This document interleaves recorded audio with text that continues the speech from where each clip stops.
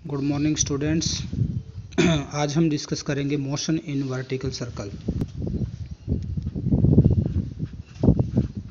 Motion in vertical circle meaning अब तक हमने मोशन हॉरिजॉन्टल सर्कल में किया था। अब हम यहाँ पर डिस्कस करेंगे motion in A vertical circle. जब कोई ऑब्जेक्ट वर्टिकल सर्कल में मूव करेगा तो उसका मोशन हम जो है कैसे डिफाइन करेंगे।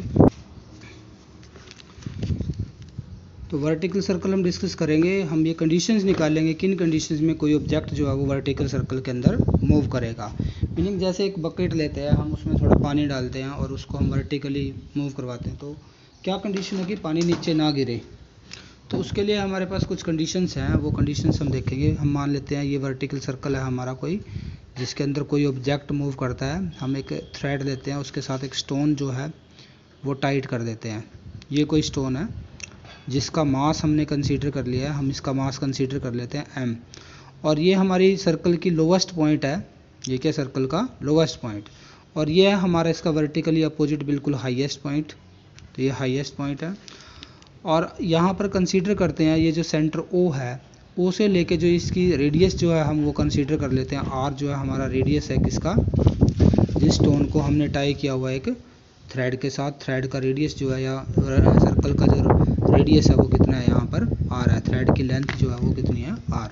तो अब हम ये सपोज करते हैं भी ऑब्जेक्ट को जब हम वर्टिकली मूव कराएंगे, वर्टिकली मीनिंग ऐसे ऐसे सर्कल में, एक तो हॉरिजॉन्टल सर्कल होता है हमारा ऐसे, और एक वर्टिकल सर्कल होता है ऐसे हमारा, यानी कि अर्थ के सरफेस के साथ परपेंडिकुलर डायरेक्शन में जो सर्कल बनेगा उसके अलोंग हम इसको मूव करवाएंगे। हम ये सपोज करते हैं ऑब्जेक्ट जो है कुछ एंगुलर डिस्प्लेसमेंट कवर करता है जब वो वर्टिकली मूव करेगा, और ये एंगुलर डिस्प्लेसमेंट जो है ये हम कंसीडर करते हैं। एंगुलर डिस्प्लेसमेंट यहाँ पर थीटा हमने कंसीडर कर लिया है। और ऑब्जेक्ट जब यहाँ पर आएगा, अब देखो जो ऑब्जेक्ट यहाँ पर होगा तो इसका मीनिंग है इसका जो वेट लगेगा, वेट इसका कैसे लगेगा, वर्टिकली डाउनवर्ड लगेगा, mg वेट लगेगा।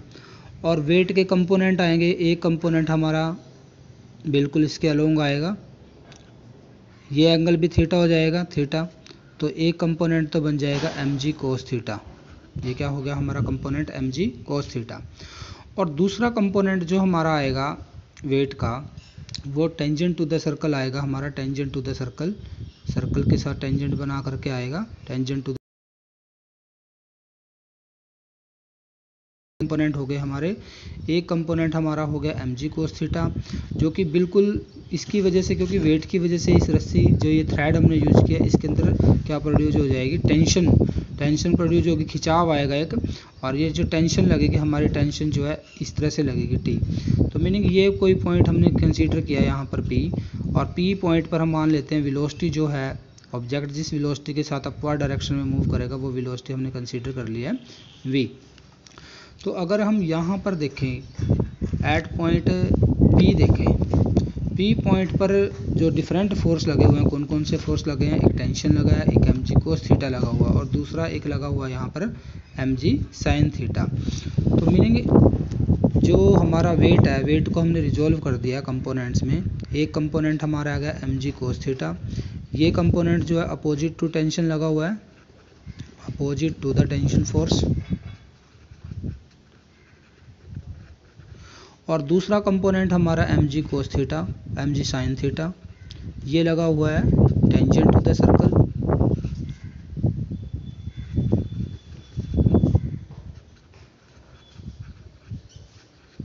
ये हमारा टेंजेंट टू द सर्कल लगा हुआ है।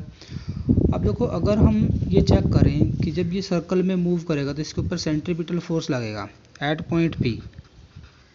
ये कहाँ पर निकाल रहे हैं हम, एट पॉइंट P पर हमने ये रिजॉल्व किया वेट को कंपोनेंट्स में। तो at point P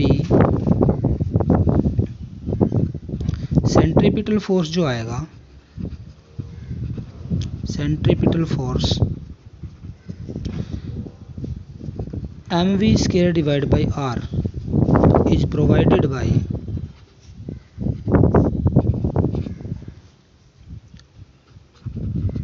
the resultant of tension T and mg cos theta. तो अगर हम इन दोनों का रिजल्टेंट देखें, नेट जो सेंट्रीपिटल फोर्स है mv square divide by r, this is equal to tension minus में mg cos थीटा। देखो सेंटर की तरफ टेंशन लगा हुआ, mg cos थीटा जो है वो किधर लगा हुआ, अवे फ्रॉम द सेंटर। तो इनका रिजल्टेंट जो आएगा that will provide the necessary centripetal force that so that this object can move in vertical circle. तो ये जो सेंट्रीपिटल फोर्स हमने एक फार्मूला यूज किया, इसमें से हम टेंशन निकाल लेते हैं, टेंशन के लिए फार्मूला निकाल लेते हैं। तो इधर से आ जाएगा mv square divide by r, ये और ये इधर आके प्लस हो जाएगा, प्लस में क्या हो जाएगा mg cos थीटा। मीनिंग इतना टेंशन जो है नेट टेंशन प्रोड्यूस होगा किसके अंदर, इस थ्रेड के अंदर जो है एट पॉइंट P पॉइंट पर जो है इतना टेंशन प्रोड्यूस होगा। और इसको इक्वेशन नंबर 1 नाम दे देते हैं हम कि ये क्या हो गया हमारी इक्वेशन नंबर 1। अब हम बिल्कुल वर्टिकली अपोजिट अगर यहाँ पर सपोज करें भी ऑब्जेक्ट मूव करके यहाँ पर आ जाए, बिल्कुल वर्टिकली अपोजिट इस पोजीशन पर, इसका वेलोसिटी का कंपोनेंट इधर आएगा v, velocity at highest point कितनी हो जाएगी vh। और अब देखो टेंशन जो है, टेंशन नीचे की तरफ लगी हुई है t, वेट भी नीचे की तरफ लगेगा इसका mg। अब यहाँ पर जो थीटा की वैल्यू अगर हम कंसीडर करें बिल्कुल वर्टिकली अपोजिट, ये देखो यहाँ पर आकर थीटा हमारा कितना हो जाएगा 180 डिग्री हो जाएगा एट हाईएस्ट पॉइंट।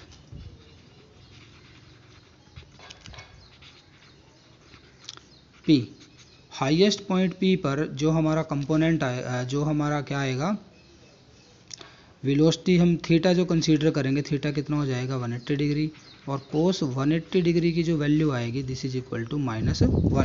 और ये मिनिमम वैल्यू होती है, ये क्या है minimum value of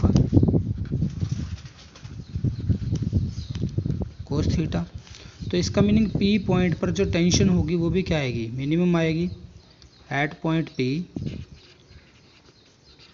sorry P point नहीं है, ये कौन सा पॉइंट है H, at point H tension in the string या रोप भी कह सकते हो आप, will be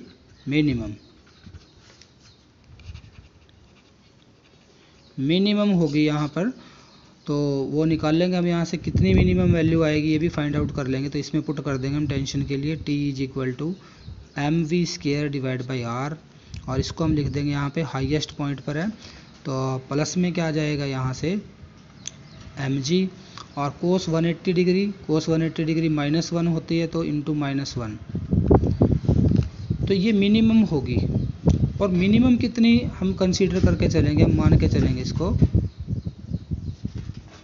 nearly equal to 0। ठीक है, किसके इक्वल मान के चलेंगे nearly equal to 0, equal to के लिए ये लग गया और ये ग्रेटर देन इक्वल टू 0। और अगर हम ये कंसीडर करें यहाँ पर टेंशन, अगर मैं ये सपोज करता हूँ भाई टेंशन जो है वो लेस देन 0 हो जाती है। अगर टेंशन लेस देन 0 हो गई, टेंशन क्या होगी लेस देन 0, तो ये जो वायर, ये जो रस्सी है इसके ये क्या हो जाएगी इकट्ठी हो जाएगी एक जगह पे, और ये स्टोन जो है वर्टिकली फॉल कर जाएगा। अब ये वर्टिकल सर्कल में मूव नहीं करेगा, ये क्या हो जाएगा सीधा नीचे की तरफ गिर जाएगा। और अगर ये नीचे गिरेगा तो इसका मीनिंग वर्टिकल मोशन नहीं है। तो अगर वर्टिकल मोशन में हमें इसको मूव करवाना है तो हम ये मान के चलेंगे जो टेंशन प्रोड्यूस हुई है that is greater than equal to 0, या इसकी जो मिनिमम वैल्यू है वो कितनी आएगी 0 के इक्वल आती है।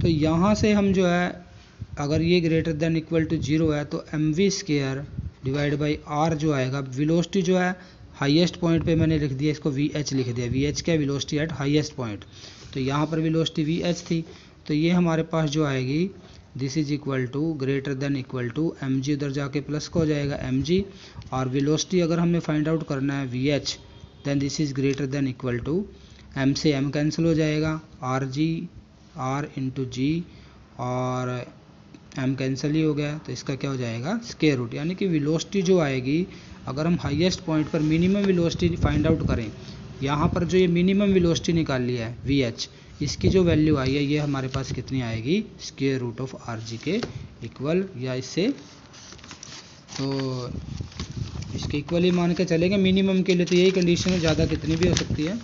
तो मिनिमम वेलोसिटी जो आएगी हमारी, minimum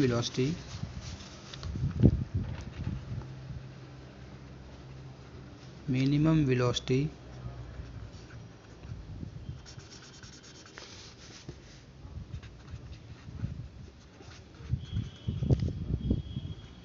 required to move an object in vertical circle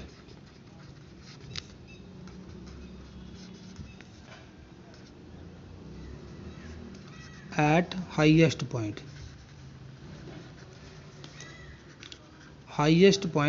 h पर।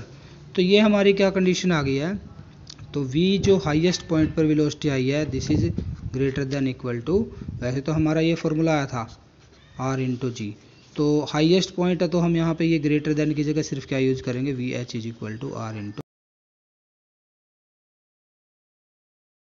For an object to move in vertical circle at the highest position पे ये कंडीशन आ गई है वेलोसिटी की।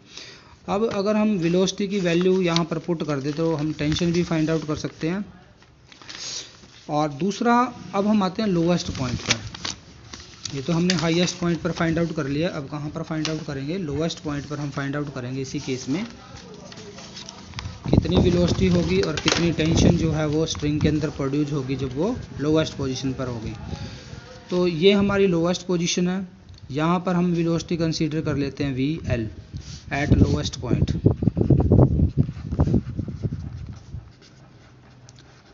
एल, तो यहाँ पर हमें वेलोसिटी फाइंड आउट करनी है, उसके लिए हम कंजर्वेशन ऑफ एनर्जी का यूज कर सकते हैं। अब देखो, according to law of conservation of mechanical energy, according to law of conservation of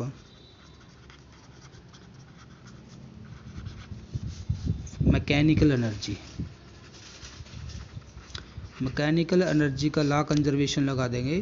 तो सबसे पहले जो लोवेस्ट पॉइंट है यहाँ पर हमारी जो काइनेटिक एनर्जी है, देखो हमें पता kinetic energy at lowest point plus potential energy at lowest point, this is equal to kinetic energy at highest point plus potential energy at highest point. तो ये हमारा कंजर्वेशन ऑफ मैकेनिकल एनर्जी होता है। तो इसमें काइनेटिक एनर्जी जो आएगी lowest point पे 1/2 m VL स्केयर आ जाएगी। पोटेंशियल एनर्जी, क्योंकि यहाँ पे हाइट 0 है तो पोटेंशियल एनर्जी तो 0 आएगी, this is equal to kinetic energy at highest point 1/2 m VH square आ जाएगा। और प्लस में पोटेंशियल एनर्जी जो आएगी mg इंटू एच की जगह यहाँ से जो हाइट है यहाँ तक की हाइट डायमीटर के इक्वल है, और डायमीटर कितना है इसका 2r। तो जो टर्म कैंसिल होती है कर देंगे, m से m कैंसिल हो जाएगा दोनों तरफ, ये देखो m से m कैंसिल।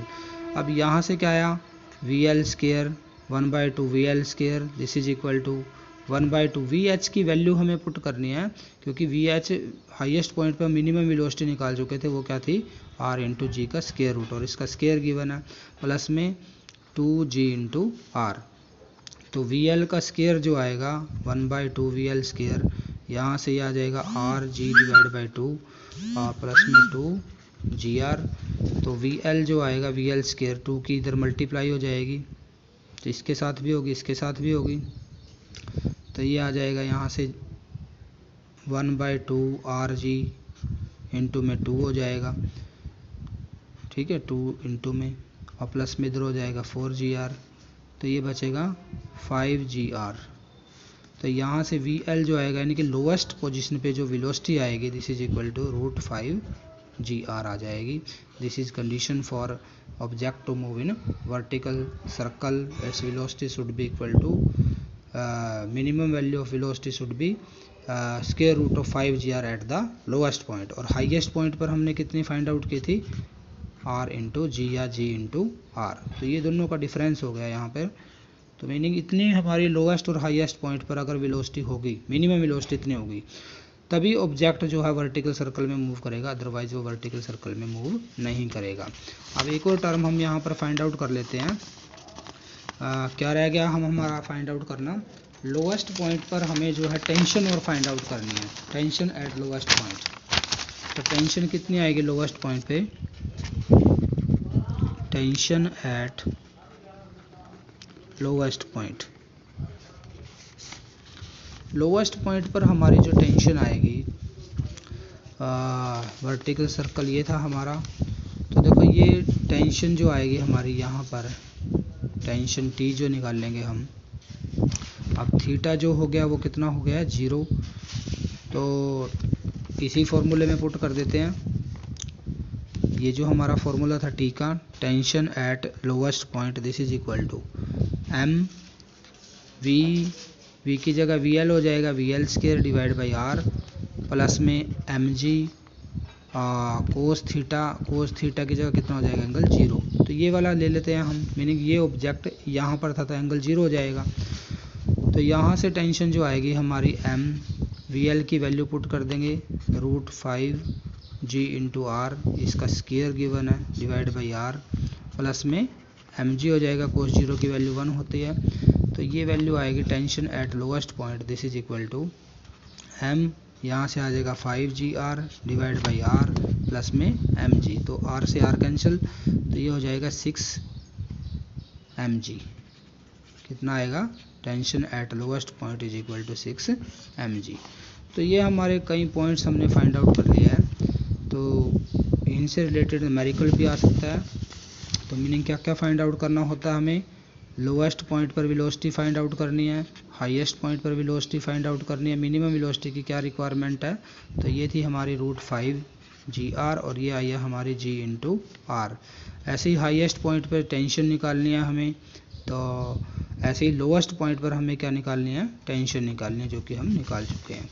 तो ये था हमारा वर्टिकल सर्कल, और वर्टिकल सर्कल में हमारे कुछ डिफरेंट जो पॉइंट्स हमें याद रखने हैं जिससे न्यूमेरिकल आता है, वो हमारे ये पॉइंट्स थे।